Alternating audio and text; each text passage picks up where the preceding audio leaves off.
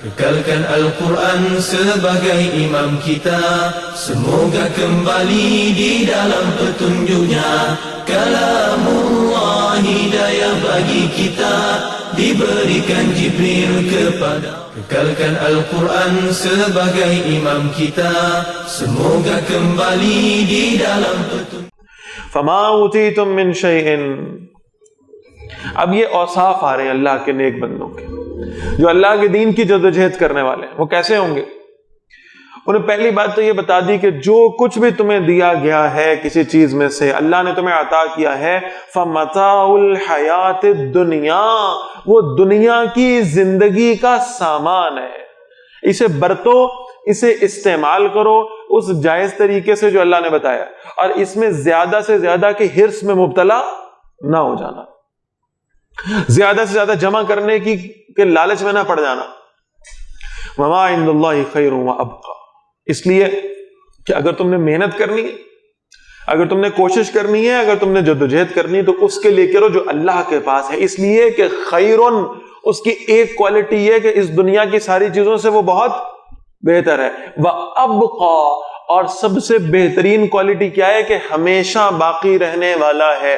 دنیا میں آپ جو کچھ بھی حاصل کر لیں بالآخر فنا ہے، ختم ہو جانا ہے، لیکن یہ کہ آخرت میں جو اللہ نے عطا فرمانا ہے وہ ہمیشہ ہمیشہ رہنے والا ہے. للذین آمنوا، ان لوگوں کے لیے جو ایمان لائے ہیں، وعلی ربہم یتوکلون، اور وہ اپنے رب پر بھروسہ کرنے والے، ان کا توکل اور ان کا یقین اپنے رب پر.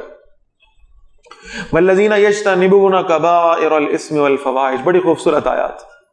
یہ وہ لوگ ہیں ظاہر ہے ایمان والے ہیں لیکن ہے تو انسان ہی ہے نا. ہمارے ہاں جب ہم کسی شخص کو دیندار سمجھنا شروع کر دیتے ہیں نا، یہ بات امپورٹنٹ ہے، اسے سمجھیں، ہم اسے معصوم عن الخطا سمجھ لیتے ہیں. ہم یہ کہتے ہیں کہ اس سے کبھی کوئی غلطی سرزد ہو ہی نہیں سکتی. تو میرے بھائی وہ جو شخص بھی جتنا بھی دیندار ہے، یہ بات ذہن میں رکھ لیں، وہ نبی نہیں ہے، وہ فرشتہ نہیں ہے. بتقاضۂ بشریت اس سے غلطیاں ہو سکتی ہیں، گناہ سرزد ہوں گے، غلطیاں سرزد ہوں گی. لیکن یہ جو اللہ والے ہیں ان کے بارے میں فرمایا جا رہا ہے پہلی کوالٹی ان کی ہے، یہ اپنے رب پہ بھروسہ کرتے ہیں. دوسری کوالٹی ہے والذین یجتنبون کبائر الاثم والفواحش، یہ بڑے بڑے گناہوں سے بچتے ہیں، یہ کبائر سے اپنے آپ کو بچا لیتے ہیں. صغیرہ گناہوں کا سرزد ہونا اور بات ہے، لیکن کبائر سے بچنے والے. والفواحش، اور بے حیائی کی باتوں کو اپنی زندگی میں شامل نہیں ہونے دیتے. آپ جب ان سے گفتگو کریں گے، ان اللہ کے ولیوں کے قریب بیٹھیں گے، آپ ان سے فحش بات نہیں سنیں گے.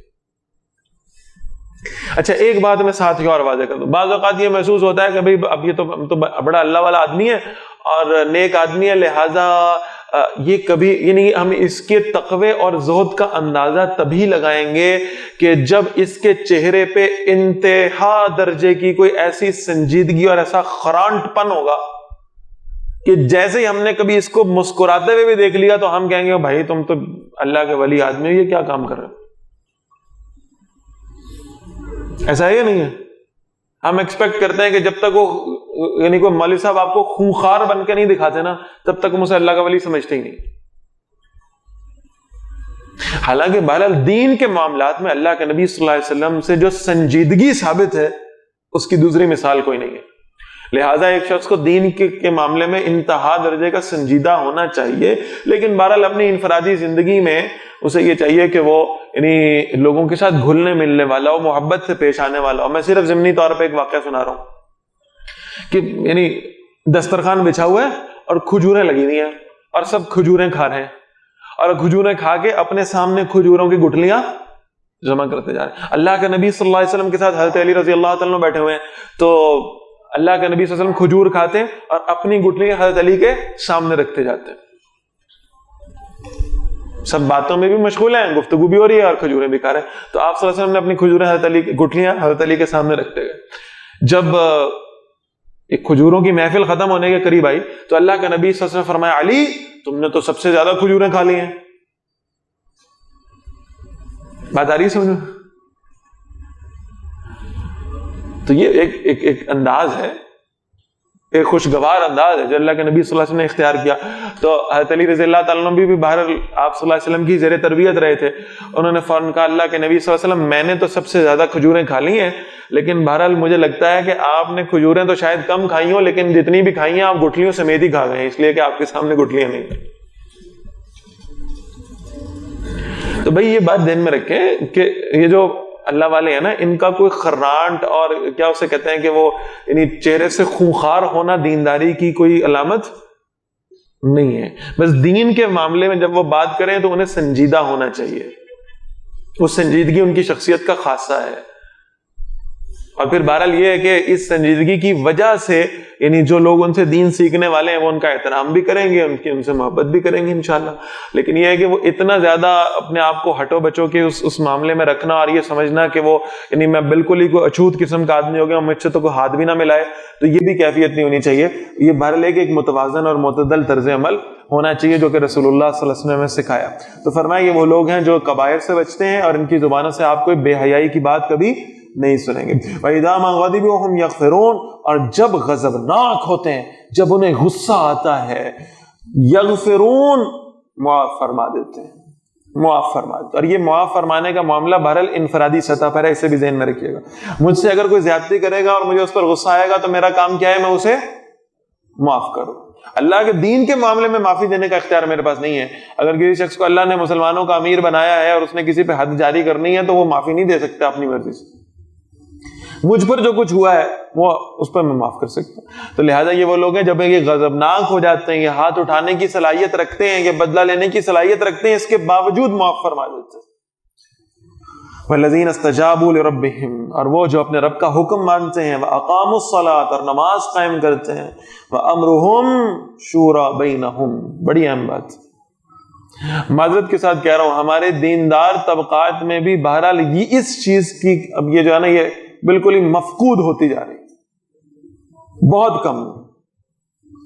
یہ بتایا گیا کہ اللہ کے بندے جب کوئی فیصلہ کرتے ہیں تو اس میں پہلے مشورہ کیا کرتے ہیں. امرہم شورا بینہم، آگے بھی یہ بات آئے گی.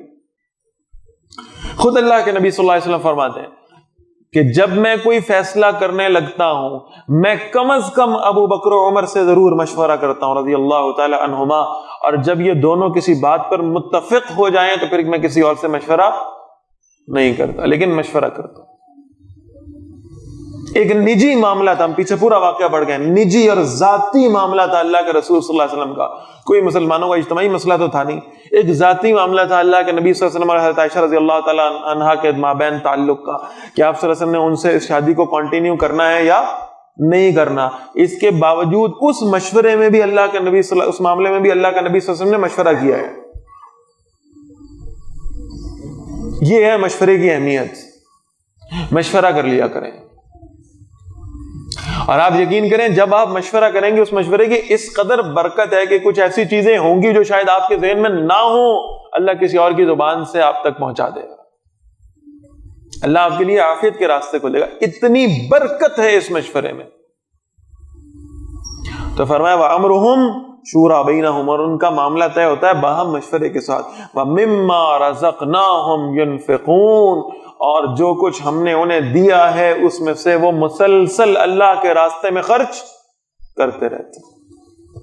وَالَّذِينَ إِذَا أَصَابَهُمُ الْبَغْيُ، اور یہ کہ جب ان پر کوئی زیادتی واقع ہو جاتی ہے، ہم ينتصرون، پھر بدلہ بھی لے لیتے ہیں.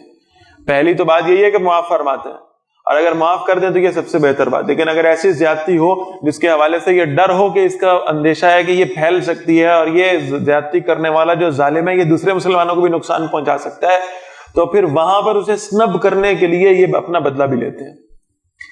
وَجَزَاءُ سَيِّئَةٍ سَيِّئَةٌ مِثْلُهَا، اور برائی کا بدلہ اس جیسی برائی ہی ہے. معاف کر دیں تو بہت اچھی بات ہے، لیکن یہ ہے کہ آپ نے اگر آپ کے ساتھ کسی نے برائی کی اور زیادتی کر بیٹھا ہے تو آپ یہ اندیشہ سمجھ رہے ہیں کہ میرے معاف کرنے سے یہ اور شیر ہو جائے گا اور یہ کل کو کسی اور کو بھی یہ تکلیف پہنچا سکتا ہے، کسی پر زیادتی اور ظلم کر سکتا ہے، تو پھر آپ اپنا بدلہ لینے کی طاقت رکھتے ہیں.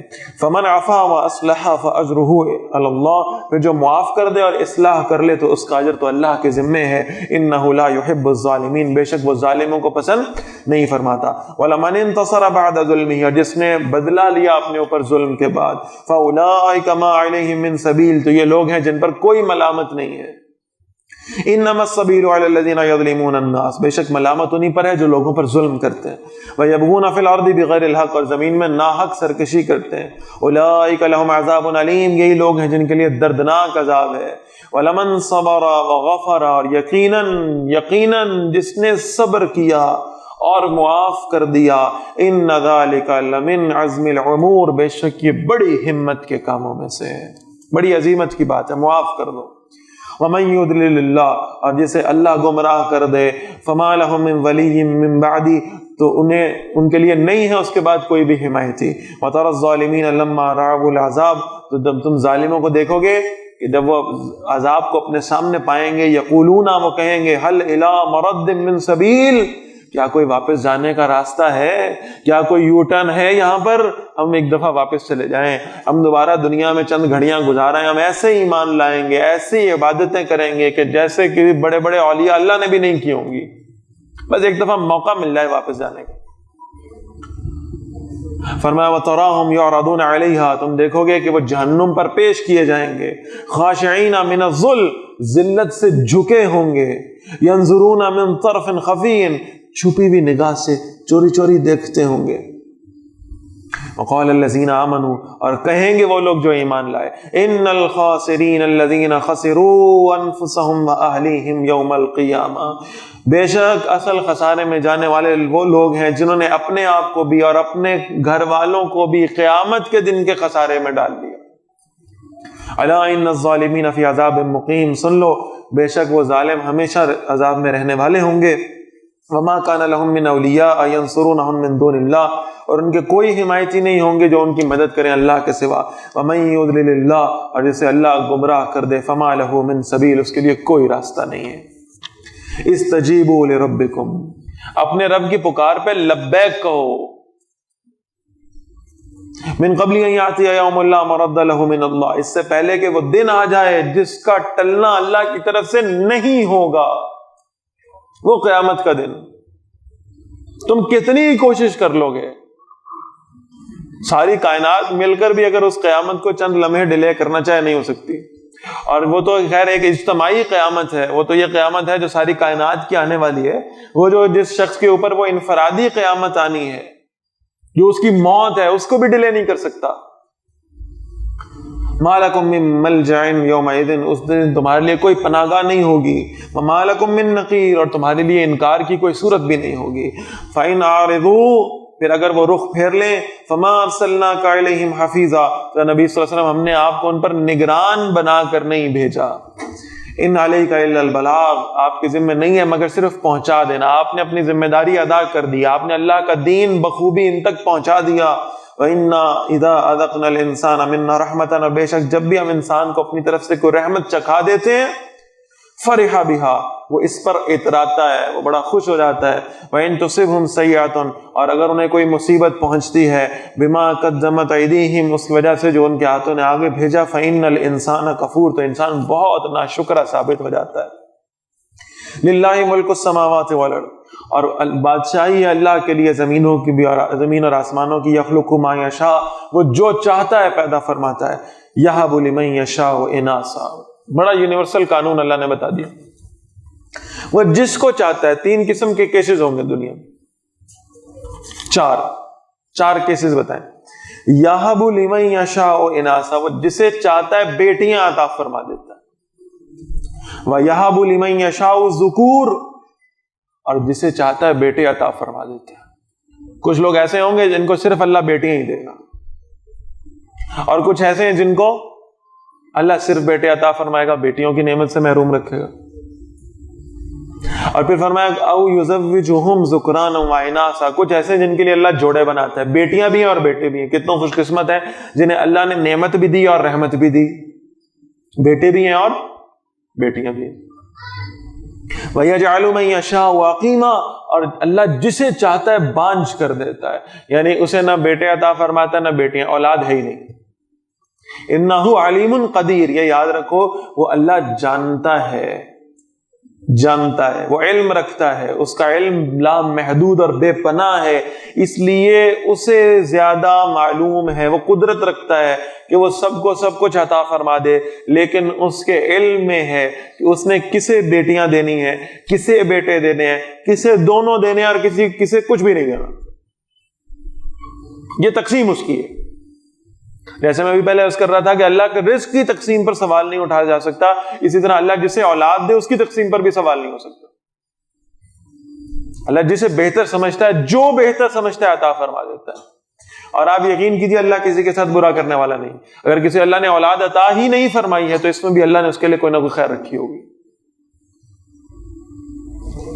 وما کان لبشر ان یکلمہ اللہ، اور کسی انسان کے لیے ممکن نہیں ہے کہ اللہ اس سے ڈائریکٹلی کلام کرے، الا وحیا، مگر وحی کے ذریعے، او من وراء حجاب، یا پردے کے پیچھے سے، او یرسل رسولا، یا کوئی پیغمبر یعنی فرشتہ بھیجتا ہے، فیوحی باذنہ ما یشاء، پھر وہ وہی کرتا ہے اپنے حکم سے جو چاہتا ہے۔ انہ علی حکیم، بے شک وہ بہت بلند اور کمال حکمت والا ہے۔ وکذالک اوحینا الیک روحا من امرنا، اور اسی طرح نبی صلی اللہ علیہ وسلم ہم نے وحی کی آپ کی طرف ایک روح اپنے حکم سے۔ ما کنت تدری ما الکتاب ولا الایمان، اور آپ نہیں جانتے تھے کہ یہ کتاب کیا ہے اور نہ ہی کہ یہ ایمان کیا شے ہے۔ ولکن جعلناہ نورا، لیکن ہم نے اسے نور بنا دیا، نہدی بہ من نشاء، ہم اس کے ذریعے جسے چاہتے ہیں ہدایت نصیب فرماتے ہیں، میں نے عبادنا اپنے بندوں میں سے۔ وَإِنَّكَ لَتَهْدِي إِلَىٰ صِرَاطٍ مُسْتَقِيمٍ، اور بے شک آپ صلی اللہ علیہ وسلم سیدھے راستے کی طرف رہنمائی فرمانے والے ہیں۔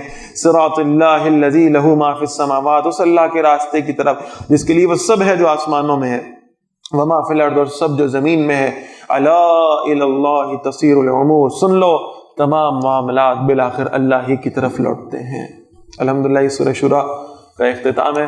Kekalkan Al-Quran sebagai imam kita, semoga kembali di dalam petunjuknya.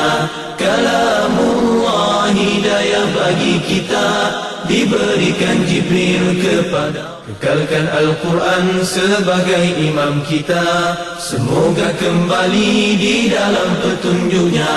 Kalamullah hidayah bagi kita.